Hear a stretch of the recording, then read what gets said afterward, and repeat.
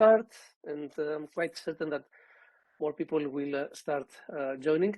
I would like to welcome you all to this webinar for the first presentation of the SNS JU projects.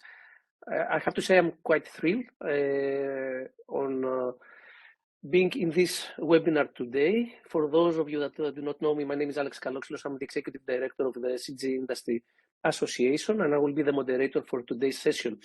Now, I was saying that I'm quite thrilled about this webinar, and the reason is that it's really nice to see the European activities to create the 6G. We are here because of the effort of many people. The process of starting the SNSJU took several years, I have to say, even before I joined the 6G Industry Association. From the work and efforts from several people, like we have here today with us Werner Mohr. He was leading the SNS proposal, the board members of the association, our colleagues from the public side, from DG Connect, and now from the SNS office, and supporting associations like Network Europe, AITI, etc., and efforts like also Didier Bush that we have today. He was also paramount in preparing the work program. So this is the result of too many people, and that's the opportunity for Europe to be productive and be competitive and provide solutions for 6G networks. Today is, as I was saying, the first webinar to present the 35 first projects of the SNS JU. There are going to be an additional group of 3 webinars to present the rest of the projects. Today we will start with the presentation of the flagship project of the SNSJU, which is the XX2, and we have Mikko Isitalo from Nokia Bell Labs with us today. We are going to present the 3 Stream C, the experimental platforms projects, which are the 60 bricks, and we have Christos Verikoukis from the ICA from Athena Research Center with us, the 6G Sandbox, Pedro Merino from University of Malaga, the 6G XR Ari Putu from the University of Oulu. Then we are going to have a presentation about the 4 large-scale trial projects, which are the FIDAL project with Christos Tranoris from the University of Patras and P-System, sorry Christos for this, the Imagine Beyond 5G, David Gomez Barquero, Universidad Politécnica de Valencia, the Target X, Janina Knusman from Fraunhofer Institute for Production Technology, and the TrialsNet, we have Silvia Provedi with us from Ericsson Telecomunicazioni. So we have tried to have the presentation of the essential part for each project and try to have more time for the Q&A. So let me say before we start, and of course I have forgotten one important presenter, which is Pavlos Fornogerakis. He's the program officer from the SNSJU, and he will providing a presentation about the SNSJU organization and the key framework for the flagship project and the Stream C and D projects. It was planned that Colin Wilcock, the chairman of the 6G Industry Association board and chairman of the SNSJU board, was going to be with us today, but unfortunately Colin was engaged in some other activities, so I will be presenting on his behalf. Before we start, let me say the following. This presentation is being recorded. If you have any questions, please use the chat, and we will read your questions and we will try to address it. And make sure, as you all know, in all these cases, please make sure that you have muted your mic, because we are right now 65 people and it's not going to be easy if the mics are not muted. And without any further delay, let's start with the first presentation. Before that, Pablo, I don't know if you want also to say just an opening statement and welcome the people, and then I could.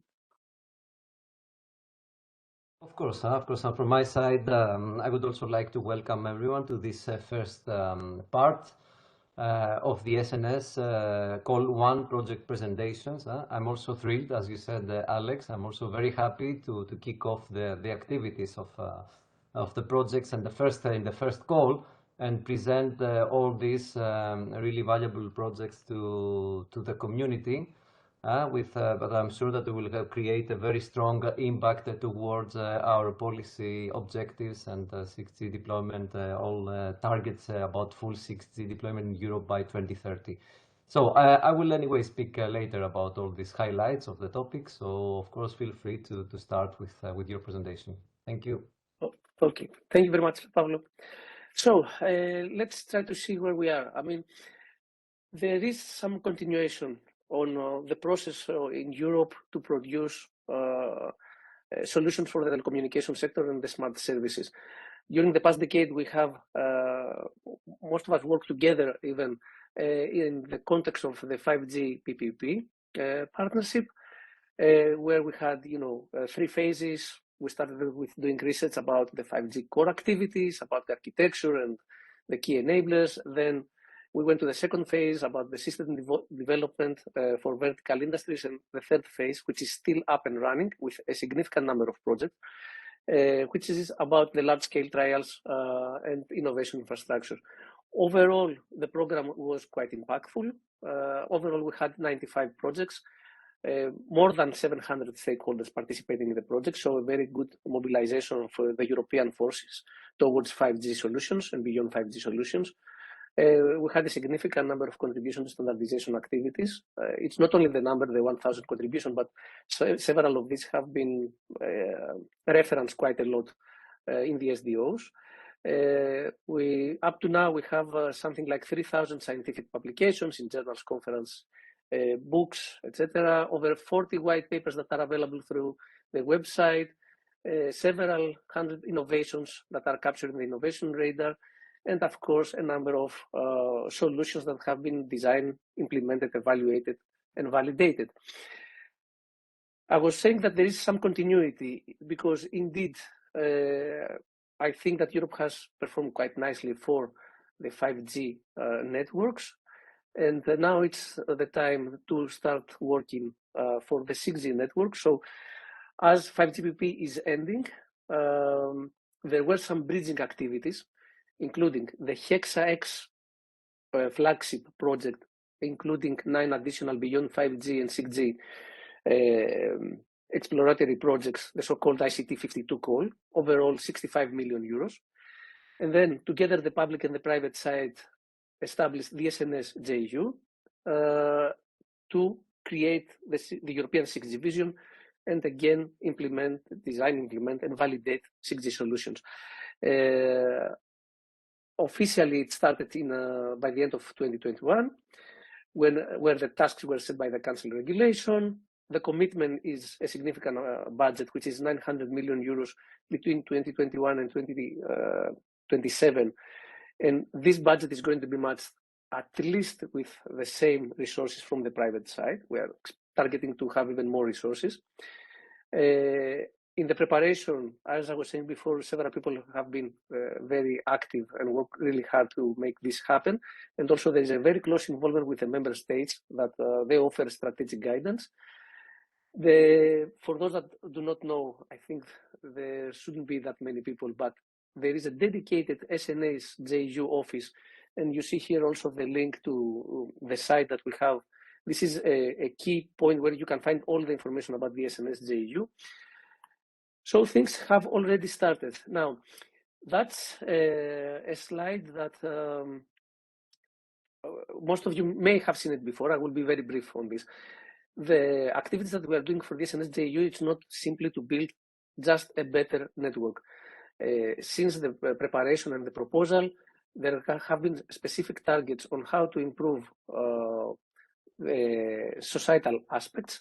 So sustainability and energy consumption, trustworthiness of the networks, inclusiveness for the citizens, a good use of artificial intelligence has been in the core of the SNS JU. So how we can make our society better and meet specific society goals. Also, we have similar goals for the business perspective. How our solutions will be able at the end to boost the European economy, create new jobs, and also how it will technology can help Europe to address efficiently the challenges that we are facing. The example that we all have well in our mind is, for example, the role of technology during the COVID crisis. But also in some other occasions, technological sovereignty is another very important issue that we need to consider in Europe.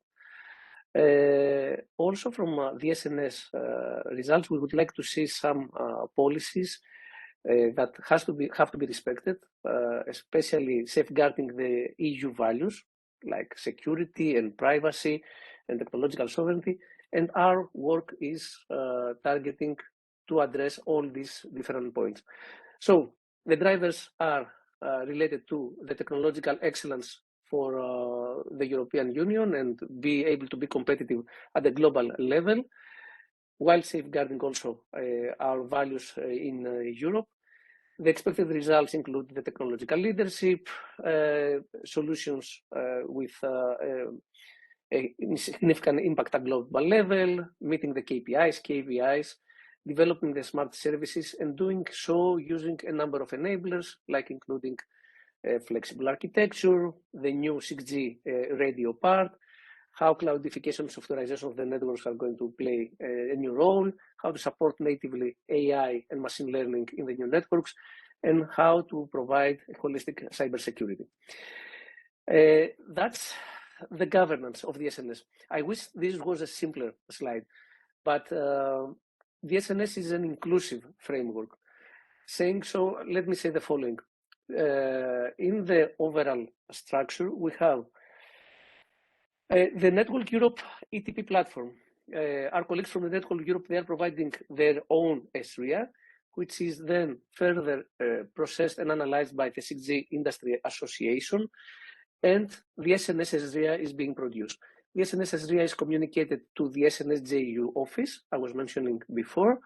There is a dedicated office for the SNSJU, and it is closely linked to the SNS governing board, where in the governing board we have the representatives from the private side, which is the SNS, the 6G Industry Association, and the European Commission. Now, of course, we are going to have a number of projects. You know that the structure is includes a number of streams from A to D, plus 2 CSA projects. And eventually, there's going to be a steering board and technology board like we had during the 5GPP era. Additionally, we are going to have a number of working groups. Now, there are some advisory bodies, like, for example, the States Representative Group, plus a stakeholder group, another advisory body, where we have a number of associations that have a very significant interest in this kind of technologies. Moreover, there are going to be some SNS strategic working groups. So apart from the SNS project working groups and the 6G Industry Association working groups, there are going to be some SNS strategic working groups, and I will give you more information on this in the following slides. Finally, there is a link of the SNSJU with the CEF2 activity, so that we are providing some guidance about the strategic deployment agenda for the European corridors for autonomous driving. Let me focus a little bit and give you some information which is new to most of you, and on what are the next steps about the organization of the SNSJU now that the projects have started. What you see here is the current status of the 6G Industry Association in purple, working groups, plus the 5GPP working groups in blue. So you see that we have a number of working groups already up and running and active, producing white papers, common consensus paper, etc. And we understand all that this is going to change simply because the 5GPP is fading out and the SNS is picking up speed. So what are the new things that I would like to share with you? There's going to be the SNS collaboration agreement. There wasn't a collaboration agreement during the 5GPP era. There's going to be another collaboration agreement in the SNS era. The collaboration agreement as a document is ready. The signing process has started. Everybody participating in the SNSJU has to sign this. We start with the 6G Industry Association board members because we have several key players from our community. vendors, operators, research centers, SMEs, etc. So this is an ongoing process. When this is going to be completed, we will start the signing process of the collaboration agreement with the SNS JU projects. This has not started yet. And finally, we will include all the 6G Industry Association members. As I was saying before, we are envisioning on having 3 types of working groups. The SNS projects working groups. This is similar to the 5G PVP working groups, as we had and we still have today. The 6G Industry Association working groups. This is, again, with some reorganization what we have today. And finally, the SNS strategic working groups. These are going to be created on an ad hoc basis by the SNS governing board. Now, for the overall picture, a plan is being prepared as we speak. There are no final decisions. Especially the SNS working groups will be discussed and decided involving the stakeholders from the projects. So we need consensus and something that is going to be meaningful. We plan to have a webinar about the plan for the overall reorganization of the working groups in May 2023, present the plan, open a consultation with our community, and then analyze the results and take the final decision so that we present these final decisions at EU CNC 2023. In between, because we are moving from the 5G PVP era to the SNS era, we will propose some solutions on guaranteeing some continuity and not necessarily reinventing the wheel, because in 5G PVP and the SNS, there is, we have to admit this, a significant part of common stakeholders. Now, important information for the next steps. Until the collaboration agreement is signed by a critical mass of projects, we need to start discussing between the different stakeholders and the projects. That's why an unofficial pre-steering board group will be created. All the projects are going to be invited. The chairmanship, the interim chairman for this will be the chairman of the 6G Industry Association. And when we reach a signing process of 70% of the projects that will have signed the collaboration agreement, then we will start the election process as we have done in the 5G PVP to select the SB chair and vice chair and the TB chair and vice chair. After the SB is officially formed, then this instrument and body will take the decisions for the formal creation of the SNS projects working groups. Finally, in all our activities, there's going to be a significant effort for international networking and collaboration. Nobody's claiming that 6G is a task for one region. We need to have global standards. The good news is that we have 2 CSA projects, the SNS ICE and the SNS OPS, to help into this direction and to help in the overall organization and support for the SNS JU, supporting the projects, the working groups, the SB and the TB. Having said that, sorry for taking that long, Pablo, the floor is yours.